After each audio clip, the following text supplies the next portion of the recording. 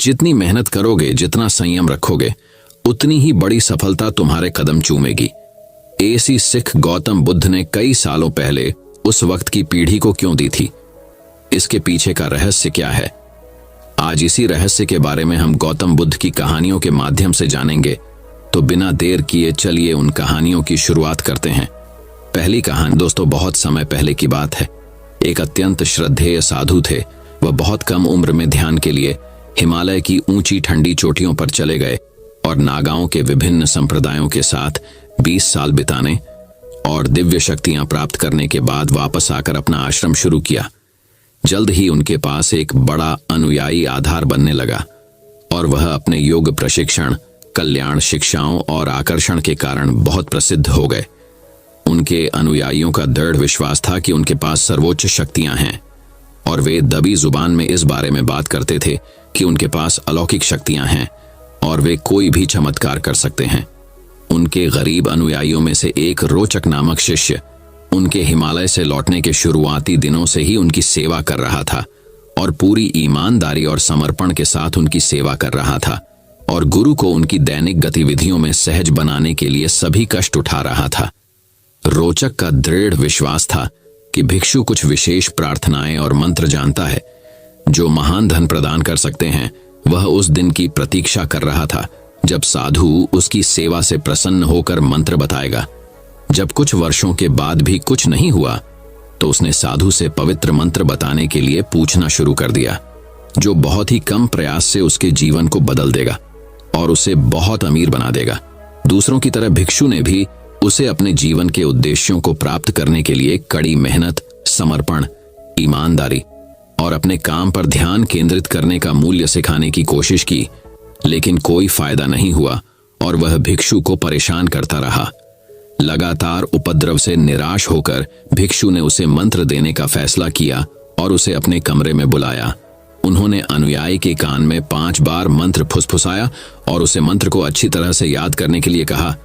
मंत्र इस प्रकार है: ओम नमो, हे भगवान, मुझे अपना काम पूरी लगन, ईमानदारी, समर्पण, कड़ी मेहनत और ध्यान के साथ करने का साहस और शक्ति दें और मुझे जीवन में बहुत सफल और समृद्ध बनाएं।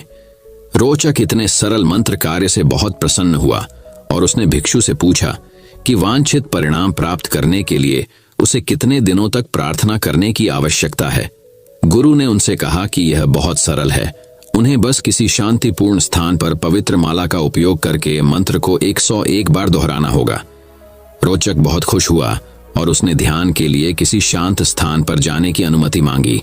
जब वह दरवाजे की ओर जा रहा था, भिक्षु ने उसे बुलाया और कहा कि रोचक, रुको, यह अंतिम और बहुत महत्वपूर्ण निर्देश भी ले लो। ध्यान प्रक्रिया के दौरान बस याद रखें, आपको बंदरों के बारे में नहीं सोचना चाहिए। बंदरों को अपने विचारों में बिल्कुल भी ना आने दें और यदि आप बंदरों के बारे में सोचते हैं तो आपको एक नई शुरुआत करने की आवश्यकता है। रोचक मुस्कुराया और सोचा, मैं इस सरल ध्यान तकनीक के दौरान बंदरों के बारे में क्यों सोचने जा रहा हूं, जो मुझे अमीर बनाने जा रही है। मैं मूर्ख नहीं हूं। रोचक एक शांत जगह पर गया, अपनी आंखें बंद कर लीं और मंत्र का जाप करने लगा। उसने बहुत अच्छी शुरुआत की और आधे रास्ते तक आसानी से पहुंच गया, लेकिन अचानक उसके विचारों और दिमाग के किसी कोने से एक बंदर तेजी से आया, मुस्कुराया, उछला और चला गया। उसने सोचा, ठीक है, कोई बात नहीं, पहली बार ऐसा होता है, मैं फिर से शुरू करूंगा। मैं ध्यान केंद्रित कर सकता हूं। बंदरों के बारे में सोचे बिना 100 बार मंत्र पढ़ना इतना कठिन नहीं है। उसने दूसरी बार शुरुआत की और इस बार वह 40वें मंत्र के पर पहुंच गया और धीरे धीरे उसके विचारों में 2 बंदर रेंगने लगे और मुस्कुराने और नाचने लगे।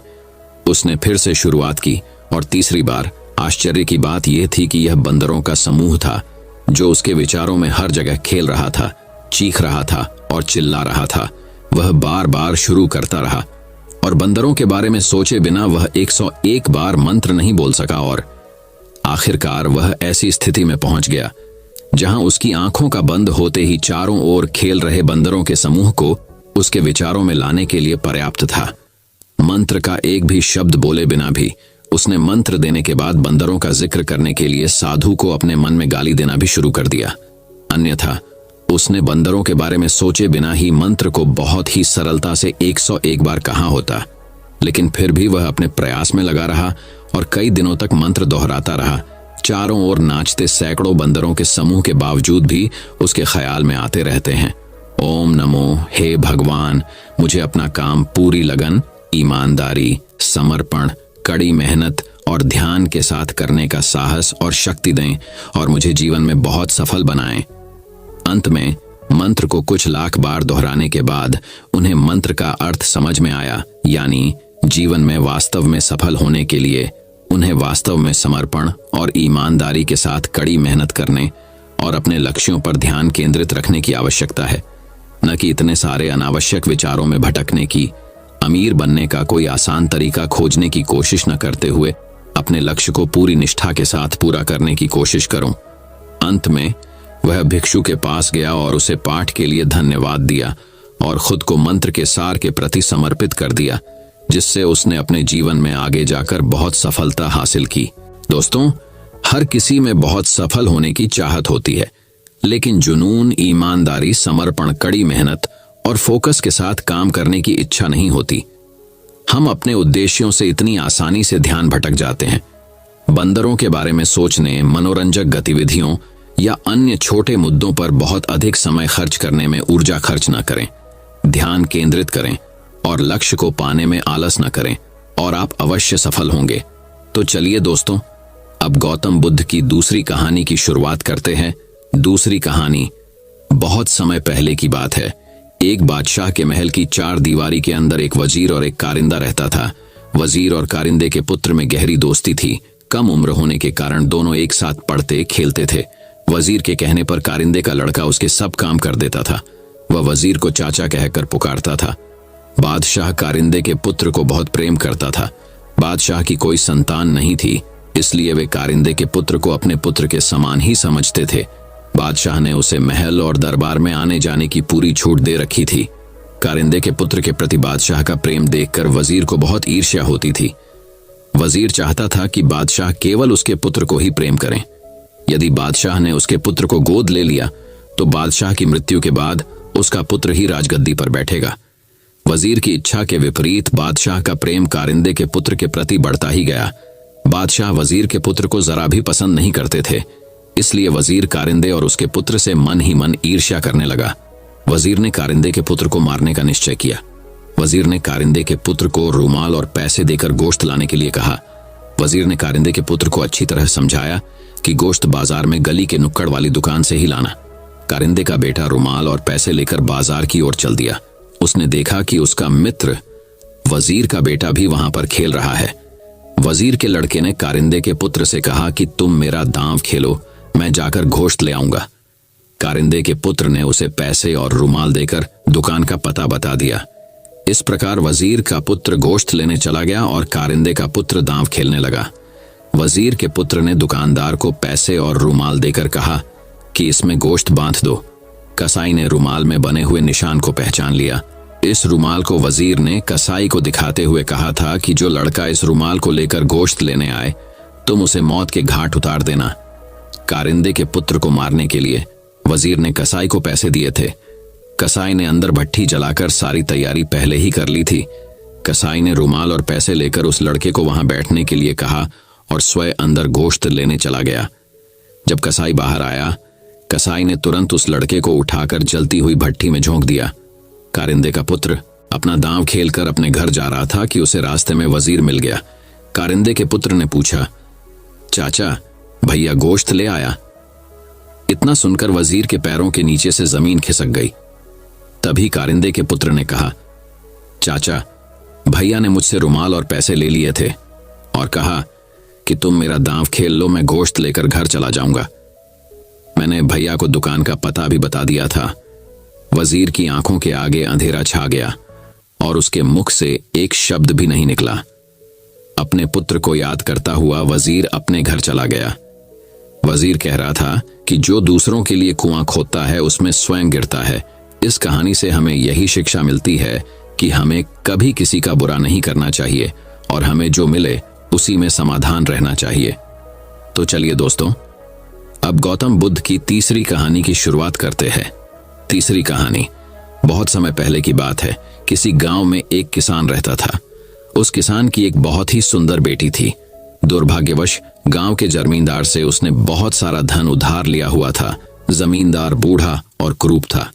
किसान की सुंदर बेटी को देखकर उसने सोचा, क्यों न कर्जे बदले किसान के सामने उसकी बेटी से विवाह का प्रस्ताव रखा जाए।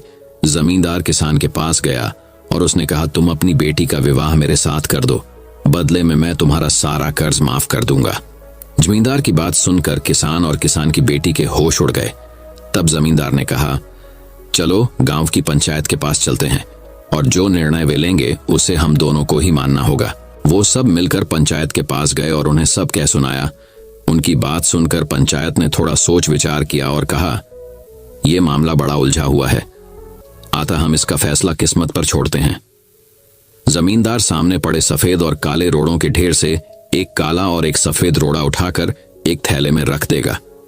फिर लड़की बिना देखे उस थैले से एक रोड़ा उठाएगी और उस आधार पर उसके पास 3 विकल्प होंगे। अगर वो काला रोड़ा उठाती है तो उसे जमींदार से शादी करनी पड़ेगी और उसके पिता का कर्ज माफ कर दिया जाएगा। अगर वो सफेद पत्थर उठती है तो उसे जमींदार से शादी नहीं करनी पड़ेगी और उसके पिता का कर्ज भी माफ कर दिया जाएगा। अगर लड़की पत्थर उठाने से मना करती है तो उसके पिता को जेल भेज दिया जाएगा। पंचायत के आदेशानुसार जमींदार झुका और उसने 2 रोड़े उठा लिए। जब वो रोड़ा उठा रहा था तो तब तेज आंखों वाली किसान की बेटी ने देखा कि उस जमींदार ने दोनों काले रोड़े ही उठाए हैं और उन्हें थैले में डाल दिया है। लड़की इस स्थिति से घबराए बिना सोचने लगी कि वो क्या कर सकती है। उसे 3 रास्ते नजर आए। पहला रास्ता, वह रोड़ा उठाने से मना कर दे और अपने पिता को जेल जाने दे। सबको बता दे कि जमींदार दोनों काले पत्थर उठाकर सबको धोखा दे रहा है। तीसरा रास्ता, वह चुप रहकर काला पत्थर उठा ले और अपने पिता को कर्ज से बचाने के लिए जमींदार से शादी करके अपना जीवन बलिदान कर दे। उसे लगा कि दूसरा तरीका सही है, पर तभी उसे एक और भी अच्छा उपाय सूझा। उसने थैले में अपना हाथ डाला और एक रोड़ा अपने हाथ में ले लिया और बिना रोड़े की तरफ देखे उसके हाथ से फिसलने का नाटक किया। उसका रोड़ा अब हजारों रोड़ों के ढेर में गिर चुका था और उनमें ही कहीं खो चुका था। लड़की ने कहा, है भगवान, मैं कितनी फूहड़ हूं, लेकिन कोई बात नहीं, आप लोग थैले के अंदर देख लीजिए कि कौन से रंग का रोड़ा बचा है, तब आपको पता चल जाएगा कि मैंने कौन सा उठाया था जो मेरे हाथ से गिर गया। थैले में बचा हुआ रोड़ा काला था। सब लोगों ने मान लिया कि लड़की ने सफेद पत्थर ही उठाया था। जमींदार के अंदर इतना साहस नहीं था कि वो अपनी चोरी मान। लड़की ने अपनी सोच से असंभव को संभव कर दिया। तो चलिए दोस्तों, अब गौतम बुद्ध की चौथी कहानी की शुरुआत करते हैं। चौथी कहानी, वाराणसी के वनों में कभी एक सुवर्ण मृग रहता था। उसकी आंखों रत्न सी चमकीली, सींग रजत की कांति लिए हुए तथा उसका शरीर अन्य हिरणों से अधिक बड़ा और सुंदर था। वह 500 मृगों का राजा था और उसे निग्रोधराज के नाम से पुकारा जाता था। उसी वन में उसी के सदृश एक और हिरण रहता था। वह भी 500 मृगों का राजा था। उसका नाम साखा था। उन दिनों वाराणसी नरेश को हिरण का मांस बहुत प्रिय था। हर रोज उसे हिरण के मांस के नए नए व्यंजन खाने का शौक था। राजा के अनुचर इससे बहुत परेशान रहते थे, क्योंकि हिरण बड्ढे चौकन्ने और बड्ढी तेज चौकद्दियां भर क्षण भर में आंखों से ओझल हो चाहते थे। एक दिन राजा के आदमियों ने प्रतिदिन हिरण के पीछे न भागने का एक निदान ढूंढ निकाला। उन लोगों ने वन से नगर को जाने वाली एक पगडंडी को छोड़ सारे को चारों तरफ से घेर लिया और ढोल बाजे के साथ वन केंद्र को बढ़ने लगे। तब सारे मृग नगर को जाने वाली पगडंडी से होते हुए राजा के एक उद्यान में इकट्ठे हो गए। जैसे ही सारे मृग उद्यान में पहुंचे, लोगों ने उद्यान द्वार बंद कर दिया। उन्हीं मृगों के बीच 2 स्वर्ण मृग भी थे। राजा ने जब उनकी चर्चा सुनी तो स्वयं भी वह उन्हें देखने आया तथा उनकी विशिष्टता के कारण उन्हें प्राणदान दे दिया। उस दिन के पश्चात जब भी राजा के अनुचर किसी हिरण को मारने आते तो उनके आगमन से डरकर हिरण जहां तहां भाग दौड़ डच करने लगते, जिसके कारण एक हिरण के स्थान पर अनेक हिरण मारे जाते या घायल हो जाते। इस आपदा से बचने के लिए हिरणों ने एक सभा की ओर तय किया कि प्रतिदिन एक हिरण राजा के घात स्थान पर स्वयं जाकर अपना बलिदान करे। राजा के अनुचरों को भी हिरणों के सहयोग से प्रसन्नता हुई और वे केवल आए हुए वध्य हिरण के ही प्राण हरते थे। एक दिन एक मादा हिरणी की बारी आई। उसके पेट में एक नन्हा हिरण पल रहा था। चूंकि वह शाखा हिरण की झुंड में रहती थी, इसलिए वह अपने राजा के पास जाकर अपने बदले किसी और को भेजने की प्रार्थना करने लगी। शाखा हिरण ने उसकी बात को यह कहते हुए ठुकरा दिया कि कानून में परिवर्तन संभव नहीं था। रोती बिलखती वह हिरणी फिर निग्रोधराज के पास पहुंची और उसके सामने भी अपनी प्रार्थना दोहराई। निग्रोधराज ने तब उसकी सहायता के लिए अपने प्राणों की बलि देना उचित समझा। अगले दिन जब राजा के अनुचरों ने वध्य स्थान पर एक स्वर्ण मृग को मरने के लिए तैयार खड्डा पाया तो उक्त घटना की सूचना तत्काल राजा को पहुंचाई। प्राणदान पाकर भी वह हिरण क्यों मृत्यु के लिए तत्पर था, इसका कारण राजा ने जानना चाहा। इसलिए उसने तत्काल घटना स्थल पर पहुंचकर निग्रोधराज से उसकी मृत्यु की तत्परता का कारण जानना चाहा। निग्रोधराज ने तब उसे गर्भिणी हिरणी की कथा सुनाई, जिसे सुनकर राजा ने उसके साथ उस गर्भवती हिरणी को भी अभयदान दिया। निग्रोधराज ने फिर अन्य हिरणों के विषय में पूछा कि उनके प्राणों के लिए राजा क्या करना चाहेंगे। राजा ने तब कहा, उन्हें भी प्राणदान प्राप्त होगा। निग्रोध ने पूछा, शेष जानवरों के प्राणों का क्या होगा? राजा ने कहा, उन्हें भी जीवनदान मिलेगा। मृग ने फिर पंछी और जलचरों के प्राणों के विषय में भी पूछा। राजा ने तब अपने राज्य में रहने वाले समस्त पक्षी और मत्स्य आदि की अवध्यता की घोषणा कर दी, और जब तक वह राजा जीवित रहा उसके राज्य में किसी भी जीव जंतु की हत्या नहीं की गई। तो चलिए दोस्तों, अब गौतम बुद्ध की 5वीं कहानी की शुरुआत करते हैं। 5वीं, गौतम बुद्ध और शिकारी। एक समय की बात है, महात्मा बुद्ध अपनी तपस्या में लीन थे। उन्हें तपस्या में बैठे हुए कई दिन बीत चुके थे। तभी एक शिकारी उस रास्ते जा रहा था। उस शिकारी ने महात्मा बुद्ध को पहचान लिया। शिकारी ने महात्मा बुद्ध के बारे में बहुत बढ़ाई सुनी थी, किंतु वह महात्मा बुद्ध की बढ़ाई से संतुष्ट नहीं था। उसने परीक्षा लेने के लिए सोचा। शिकारी पहले तो महात्मा बुद्ध को एक छोटा सा पत्थर फेंक कर मारता है, किंतु महात्मा बुद्ध कोई प्रतिक्रिया नहीं करते हैं, क्योंकि उनका मानना था शरीर को तकलीफ होती है, आत्मा को नहीं। अतः शिकारी द्वारा फेंके गए पत्थर के कारण शरीर को कष्ट हुआ, किंतु आत्मा को नहीं। शिकारी कुछ समय सोचता रहा, महात्मा बुद्ध कुछ प्रतिक्रिया करेंगे, किंतु महात्मा बुद्ध अपनी तपस्या में लीन थे। उन्होंने कोई प्रतिक्रिया नहीं की। पुनः शिकारी ने पत्थर फेंका। वह पत्थर महात्मा बुद्ध के आंखों के ऊपर लगा और उस जगह से खून बहने लगा। महात्मा बुद्ध को आभास हुआ उनके शरीर से रक्त बह रही है, किंतु वह फिर भी अपनी तपस्या से नहीं उठे। शिकारी को गुस्सा आया और उसने पुनः एक पत्थर और महात्मा बुद्ध की ओर फेंका। महात्मा बुद्ध के शरीर से अब खून अधिक बहने लगी। इतनी पीड़ा महसूस कर महात्मा बुद्ध के आंखों से आंसू निकलने लगा। शिकारी ने महात्मा बुद्ध के पास जाकर पूछा, आपको जब मैंने पत्थर मारा तो आपने कोई प्रतिक्रिया नहीं दी। महात्मा बुद्ध ने बड़े ही सरलता के साथ कहा, क्योंकि इससे मेरे शरीर को कष्ट हुआ है, मेरे मन मस्तिष्क को नहीं। शिकारी अचंभित रह गया। उसने पूछा, फिर आपके आंखों से आंसू क्यों बह रहे हैं? इस पर महात्मा बुद्ध ने पुनः कहा, तुम्हारे द्वारा किए गए अनुचित कार्य के परिणाम के बारे में मेरा मस्तिष्क, मेरी आत्मा विचार कर रो रही है। तुमने इतना बड़ा पाप किया है, तुम्हें कैसी सजा मिलेगी? बुद्ध की बातों को सुनकर शिकारी महात्मा बुद्ध के चरणों में नतमस्तक हुआ और उनसे क्षमा याचना की। महात्मा बुद्ध क्षमाशील व्यक्ति थे। उन्होंने तुरंत शिकारी को क्षमा कर दिया और अपना आशीर्वाद दिया। वह शिकारी महात्मा बुद्ध का आशीर्वाद पाकर एक महान व्यक्ति और साधक के रूप में जीवन व्यतीत करने लगा। तो चलिए दोस्तों, अब गौतम बुद्ध की 6ठी कहानी की शुरुआत करते हैं। 6ठी कहानी, ज्ञान से हुई मोक्ष की प्राप्ति। एक दिन की बात है, महात्मा बुद्ध अपने शिष्यों के साथ कुटिया में बैठे थे और ज्ञान चर्चा का विषय आरंभ था। शिष्यों के आग्रह पर उन्होंने एक कहानी आरंभ की। समीर नाम का एक जल्लाद मगध राजमहल के पीछे बने कस्बे में रहता था। वह मगध साम्राज्य का प्रमुख जल्लाद था। उसका सारा जीवन दोषियों को फांसी देने में बीत गया। अब वह लगभग 60 वर्ष की आयु का हो गया था। समीर अब राजकीय सेवा से मुक्त हो चुका था और अपना अंतिम जीवन वह अपने घर में व्यतीत करता था। अपने जीवन काल में किए गए सभी घटनाओं को याद करता और पश्चाताप करता। मेरे हाथों इतने जीवों की हत्या हुई, यही सोच विचार करते हुए वह नहा धोकर तैयार हुआ। जैसे ही वह खाना खाने के लिए बैठा, दरवाजे पर आवाज आई। समीर बाहर निकलकर देखता है तो एक भिक्षुक उनके द्वार पर खड़ा है, जो जान पड़ता है काफी दिनों की तपस्या के बाद उठा है और भूख से व्याकुल है। समीर तत्काल अपना वह भोजन जो स्वयं के लिए था वह भिक्षुक को समर्पित कर दिया। भिक्षुक की भूख शांत हो गई। भिक्षुक प्रसन्न हुए। भोजन के पश्चात भिक्षुक और समीर दोनों बैठे हुए थे। तभी समीर ने अपने जीवन में किए गए कार्यों को भिक्षुक के सामने प्रकट किया। समीर ने बताया, वह राजकीय सेवा के दौरान अनेकों कैदियों अथवा अपराधियों को मृत्यु दंड दिए, जिसके कारण मुझे अपने पर अपराध बोध होता है और ग्लानि के भाव में सदैव ग्रस्त रहता हूं। भिक्षुक बड़े ही शांत चित्त भाव से समीर की बातों को सुन रहे थे और रह रहकर मुस्कुरा रहे थे। समीर ने अपने जीवन के प्रत्येक घटनाओं को भिक्षुक के सामने रख दिया। समीर की सभी बातें समाप्त होने के बाद भिक्षुक ने उसे दोनों हाथों से उठाया और हृदय लगा लिया। कहा, वत्स, तुमने यह सब क्या स्वयं से किया या फिर किसी के आदेश के कारण? समीर बोल पड़ा, यह सब सिद्ध होने के बाद राजा के आदेश पर यही मैंने मृत्यु दंड दिया। वत्स, फिर तुम दोषी कैसे हो? तुमने तो अपने स्वामी के आदेशों का पालन किया है। ऐसा कहते हुए भिक्षुक ने समीर को धम्म के उपदेशों को सुनाया। उपदेश पूर्ण कर भिक्षुक वापस लौट गए।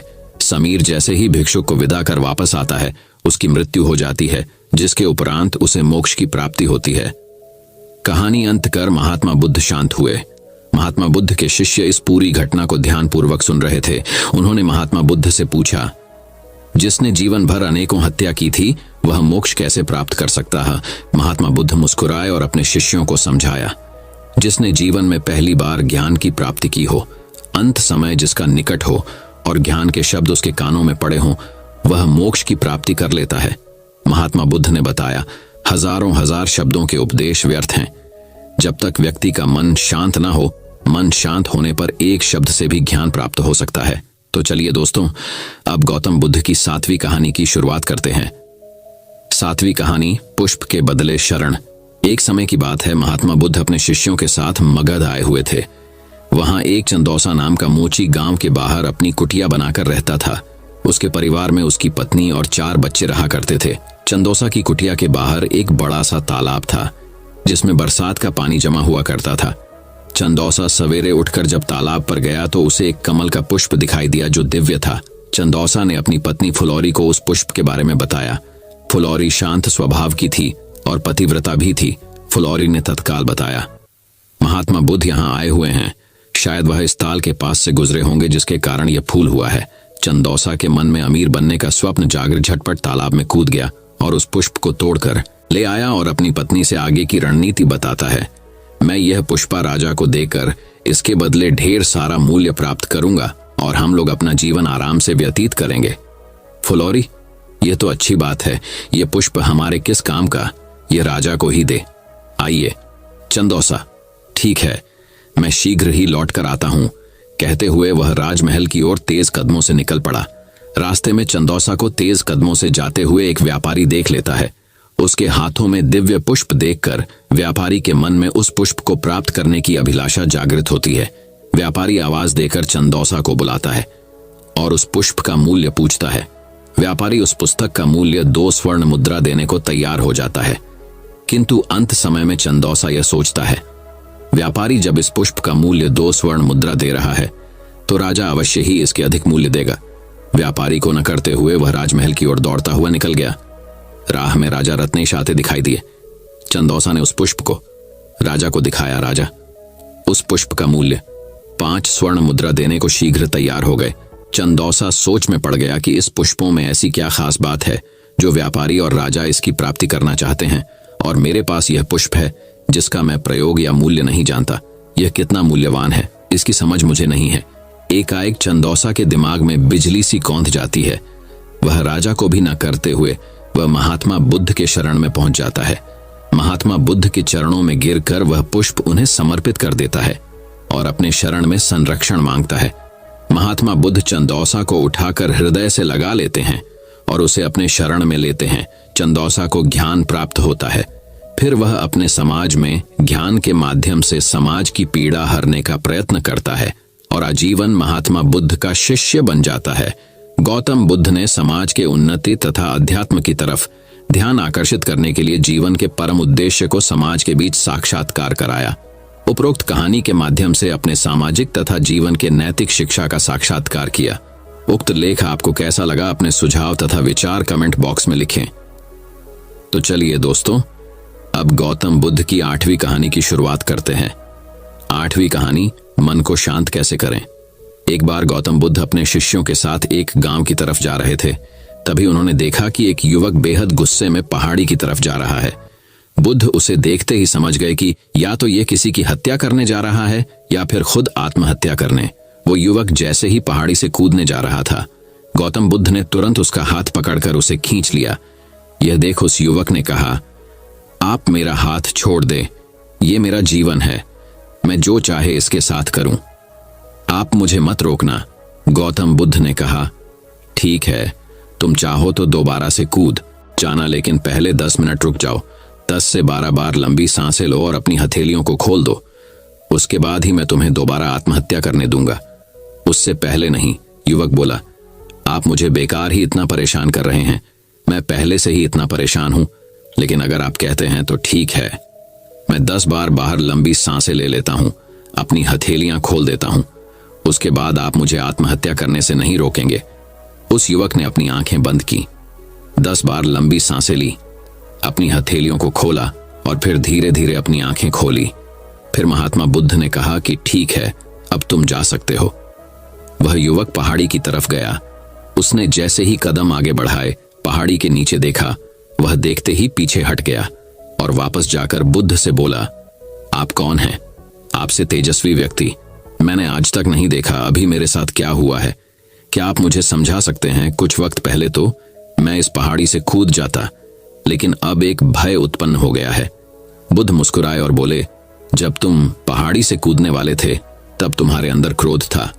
क्रोध सोचने समझने की शक्ति को नष्ट कर देता है। हमारी बुद्धि उस वक्त काम करना बंद कर देती है। उस समय तुम फिर वो करते हो जो तुम्हारा मन कहता है। उस समय तुम क्रोधित थे, तुम्हारा मन एक जगह नहीं था। उस समय तुम खुद को खत्म कर देना चाहते थे, लेकिन जब तुमने अपनी आंखें बंद करके लंबी सांसें और अपनी हथेलियों को खोला, तब तुम्हारा दिमाग और मन दोनों शांत हो गया और तुम्हारी नकारात्मक ऊर्जा सकारात्मक ऊर्जा में बदल गई, जिसके कारण तुम्हारी बुद्धि को नियंत्रण प्राप्त हुआ और तुम सही निर्णय लेने में सक्षम हो सके। युवक बोला, आप कौन हैं? बुद्ध ने कहा, ये जगत के लोग मुझे बुद्ध कहते हैं। युवक बुद्ध के चरणों में गिर गया और बोला, की है बुद्ध, आप मुझे अपनी शरण में शामिल कर लें। मैं तो अपने पिता को सबक सिखाना चाहता था, इसलिए आत्महत्या करने जा रहा था। बुद्ध ने कहा कि आत्महत्या करके कोई इस शरीर के साथ कुछ भी नहीं कर सकता। जब तक हमारे पास यह शरीर है, हम कुछ भी कर सकते हैं, लेकिन यदि यह शरीर नहीं होगा तो हम कुछ भी नहीं कर सकते। युवक कहता है, आप सही कहते हैं बुद्ध, लेकिन आप नहीं जानते, मेरे पिता ने मुझे बहुत अपमानित किया है। वह मुझे हर बात पर टोकते हैं। बचपन में वो मुझसे बेहद प्रेम करते थे। उसके बाद उन्होंने मुझे शिक्षा प्राप्त करने के लिए गुरुकुल भेज दिया। मैं हमेशा सोचता था कि मैं गहन अध्ययन करके उनका नाम रोशन करूंगा और मेरे पिता यह सब देखकर बहुत खुश होंगे। जब मैं शिक्षा पूरी करके वापस आया, तब मैंने अपने पिता को बताया कि मैंने सारे शास्त्र, वेद, उपनिषद कंठस्थ कर लिए हैं और मुझसे बड़ा ज्ञानी कोई नहीं है। तब वो खुश होने की जगह मुझसे कहते हैं कि अपने आप को ज्यादा ज्ञानी होने के भ्रम में मत डालो, ना ही खुद में अहंकार लाओ। मैं तो उन्हें दिखाना चाहता था कि मैंने कितना गहन अध्ययन किया है। मैं बड़े बड़े शास्त्रार्थ में जाने लगा। सभी मेरे ज्ञान से प्रभावित होने लगे। सभी ने मुझे महान जाता माना, लेकिन मेरे पिता ने नहीं माना।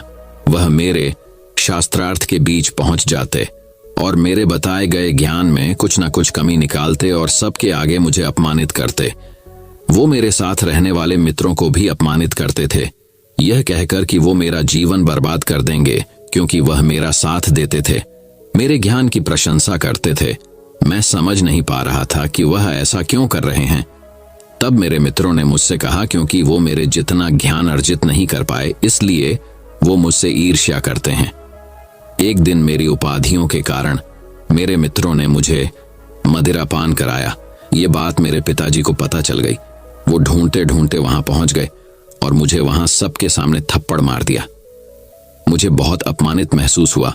तब मैंने ये तय किया कि मुझे मेरे पिताजी को सबक सिखाना है और मैं यहाँ आत्महत्या करने आ गया, क्योंकि एक पिता के लिए इससे बड़ा सबक क्या होगा। जब वह अपने बेटे की अर्थी को उठाएंगे, तब उन्हें एहसास होगा कि उन्होंने क्या गलती की है। बुद्ध मुस्कुराए और बोले, मुझे एक बताओ, जो ज्ञान तुम्हें आत्महत्या करने के लिए प्रेरित करे, तो वो ज्ञान किस काम का? वो कहां से अच्छा हुआ जो तुम्हें एक गलत काम को करने से नहीं रोक पा रहा? युवक ने कहा, आप सही कहते हैं बुद्ध। अब मैं खुद अज्ञानी सा महसूस कर रहा हूं। आप मुझे अपनी शरण में ले, मैं आपसे ज्ञान प्राप्त करना चाहता हूं। बुद्ध ने कहा, तुम मेरे साथ 4 दिनों तक रहना और उसके बाद अपने पिताजी के पास जाना। अपने पिता के घर तुम मध्य रात्रि के बाद जाना और बिना किसी हलचल के चुपचाप भीतर जाना। तब तुम्हें जीवन का सबसे पहला ज्ञान मिलेगा। वो युवक 4 दिनों तक बुद्ध के पास रहा और उसके अगले दिन पिता के पास चला गया।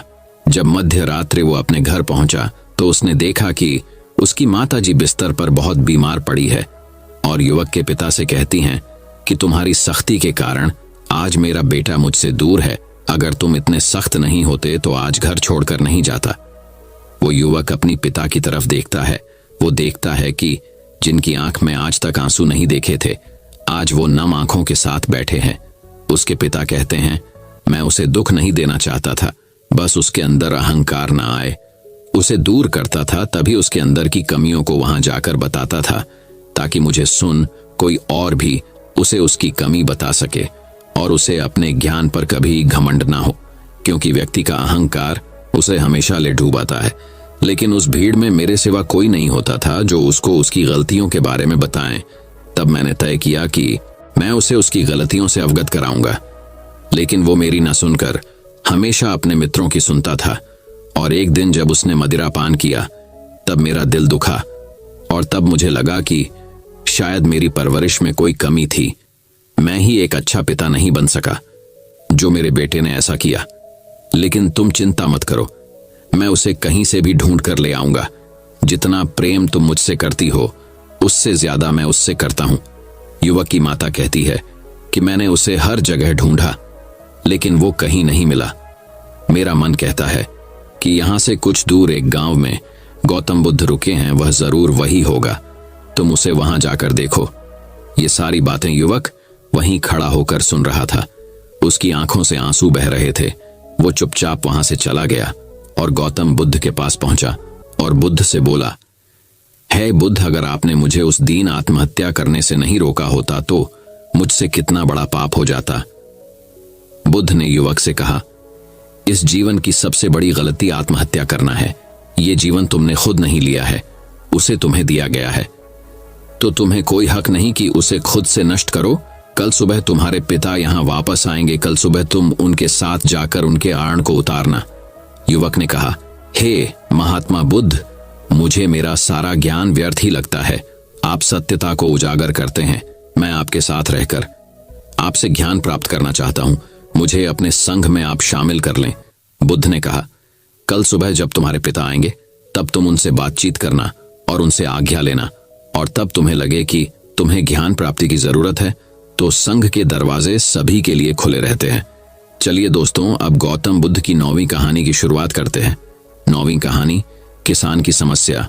सालों पहले गुमथा गांव में रहने वाला एक किसान काफी दुखी था। वो अपनी जीवन की छोटी छोटी परेशानियों को लेकर उदास रहता था और अपने दुख के बारे में लोगों को बताता फिरता था। एक दिन उसे किसी ने सलाह दी कि तुम गौतम बुद्ध के पास चले जाओ, वे तुम्हारी समस्याओं का कोई ना कोई हल जरूर निकाल देंगे। उस व्यक्ति की बात सुनते ही दूसरे दिन वो किसान सीधे महात्मा बुद्ध के पास पहुंच गया। गौतम बुद्ध के पास पहुंचकर उन्हें प्रणाम करते हुए उसने बताया कि मैं एक किसान हूं और मैं खेती करके जीवन यापन करता हूं। मैं यहां अपनी समस्याओं का समाधान लेने के लिए आया हूं। दरअसल कई बार हमारी फसल अच्छी होती है तो कभी बिल्कुल भी नहीं होती। इससे मैं बहुत परेशान हो जाता हूं। इतना कहने के बाद किसान ने आगे कहा कि मेरी पत्नी है और वो मुझसे बेहद प्रेम करती है, पर कभी कभी वो मुझे बहुत परेशान करती है। उससे मैं तंग आ गया हूं और कभी कभी लगता है कि अगर वो मेरे जीवन में नहीं आती तो मैं कितने अच्छे से रहता। इस तरह वह अपनी सारी परेशानियां महात्मा बुद्ध को सुनाता रहा और वो उसकी बातें सुनते रहे। जब तक किसान बात कर रहा था तब तक गौतम बुद्ध एक शब्द भी नहीं बोले। वो बस ध्यान से किसान की ही बातें सुन रहे थे। परेशानी बताते हुए किसान बोलता है कि मेरा एक बच्चा भी है। वो है तो काफी अच्छा, पर कई बार मुझे परेशान करता है और मेरा कहना नहीं मानता था। ऐसे व्यवहार से मुझे लगता है कि वो मेरा बच्चा नहीं है। ऐसा कहते हुए किसान अपनी सारी परेशानी को बताता गया। इस तरह किसान ने अपने जीवन का सब कुछ जो उसे सताता था और दुखी करता था वो गौतम बुद्ध को बता दिया। तब गौतम बुद्ध बोले, मैं तुम्हारी किसी तरह से भी मदद नहीं कर सकता। किसान ने महात्मा बुद्ध से ऐसे जवाब की उम्मीद नहीं की थी। वो उनका जवाब सुनकर हैरान हो गया। उसे अपने कानों पर भरोसा नहीं हो रहा था। उसने भगवान बुद्ध से पूछा कि ये आप क्या बोल रहे हैं? क्या आप मेरी समस्याओं का समाधान नहीं कर सकते? मैंने सुना है कि आप सभी की समस्याओं का समाधान करते हैं, तो मेरी समस्याओं का क्यों नहीं करेंगे? महात्मा बुद्ध इस बात पर किसान से कहते हैं कि आपके जीवन में जितनी कठिनाइयां हैं उतनी हर किसी के जीवन में होती है और सबको अपनी छोटी समस्याएं भी बढ़ती लगती हैं। आपके जीवन में कोई ऐसी समस्या नहीं है जो दूसरों को न हो। हर व्यक्ति को अपने जीवन में सुख दुख का सामना करना पड़ता है। हम चाहें जितनी भी कोशिश कर लें, लेकिन हमारे जीवन में सुख और दुख दोनों आएंगे ही आएंगे। कई बार हमारे अपने हमें बेगाने लगने लगते हैं, तो कई बारी बेगाने हमें अपने लगने लगते हैं। सभी का जीवन ऐसी समस्याओं से घिरा हुआ है जिसका कोई समाधान नहीं है। अगर किसी के जीवन से एक समस्या जाती है तो दूसरी समस्या आ जाती है। ऐसे में तुम एक समस्या का आज समाधान कर लोगे तो तुम्हें कल दूसरी समस्या का सामना करना पड़ेगा। यही जीवन का एक अटल सत्य है। बुद्ध की बातें सुनकर किसान को गुस्सा आ जाता है और वो उन्हें बोलता है कि लोग आपको महात्मा कहते हैं। मैंने लोगों से ये भी सुना है कि आप सबकी परेशानी दूर करते हैं, पर मेरी समस्या का निवारण करने के बजाय आप मुझे फिजूल की बातें बता रहे हैं। मैं आपके पास बहुत उम्मीद लेकर आया था, पर अब मुझे लग रहा है कि आपके पास मेरा आना व्यर्थ हुआ। मैंने जो भी आपके बारे में सुना था वो सब झूठ है। महात्मा बुद्ध को इतना कहकर किसान वहां से जाने लगता है। तभी उससे भगवान बुद्ध कहते हैं कि तुमने जो समस्याएं बताई हैं उनका मैं समाधान नहीं कर सकता, पर मैं तुम्हारी दूसरी परेशानी का निवारण कर सकता हूं। बुद्ध की बातें सुनकर किसान हैरान हो गया और बुद्ध से कहता है कि मैंने जो समस्या बताई उसके अलावा मुझे कोई और समस्या नहीं है, और है भी तो मुझे उसका ज्ञान क्यों नहीं है? बुद्ध उनसे कहते हैं कि आपकी समस्या यह है कि आप नहीं चाहते हैं कि आपके जीवन में किसी तरह की समस्या हो, खुद को किसी तरह की समस्या न हो। ये सोच रखना ही दूसरी समस्याओं का कारण बनता है। आपको यह स्वीकार कर लेना चाहिए कि हर व्यक्ति के जीवन में किसी न किसी तरह की समस्या होती है। ये सोचना छोड़ दो कि आप इस दुनिया के सबसे दुखी इंसान हो। आपको अपने आसपास के लोगों को देखना चाहिए, क्योंकि बाकी लोग भी किसी न किसी चीज से परेशान और दुखी हैं। जीवन में सुख और दुख आकर ही रहेंगे, उसे कोई नहीं बदल सकता। बस तुम्हें दोनों ही स्थिति में खुद को काबू में रखना होगा। इससे दुख का असर तुम पर ज्यादा नहीं होगा। ऐसे में तुम्हें यह सोचना छोड़ना होगा कि तुम्हारे जीवन में समस्या ना हो, तभी तुम हर समस्या का आसानी से सामना कर पाओगे। बुद्ध की बातें सुनकर किसान उनके पैरों पर गिर गया और उनसे माफी मांगने लगा। वो समझ चुका था कि महात्मा बुद्ध उससे क्या कहना चाह रहे हैं।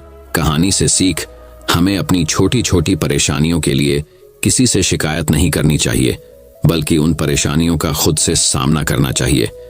दोस्तों, मैं उम्मीद करता हूं कि यह कहानी सुनने से आपके जीवन में अच्छे बदलाव आए होंगे। आपको इस वीडियो से क्या सीखने